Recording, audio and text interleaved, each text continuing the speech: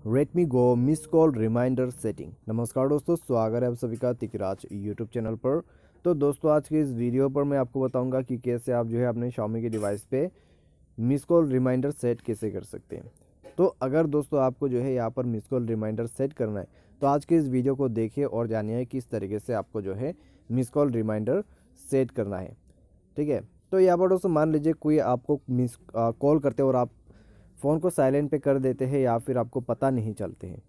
ठीक है, फ़ोन यहाँ पर रिंग कर रहा है लेकिन आपको पता नहीं चलते क्योंकि दोस्तों आप अपने फ़ोन के साथ नहीं रहते।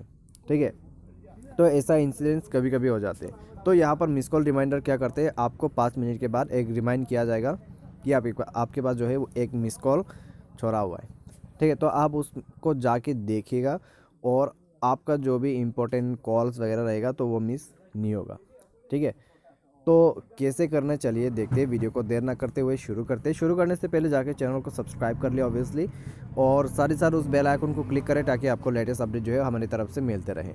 ठीक है, तो चलिए वीडियो को शुरू करते हैं। सबसे पहले तो दोस्तों आपको इस वाले डायलर पे क्लिक करना है जहाँ से आप कॉल वगैरह करते हैं।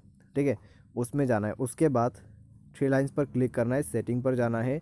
नेक्स्ट पे दोस्तों यहाँ पर आपको इस तरह का इंटरफेस मिल जाएगा।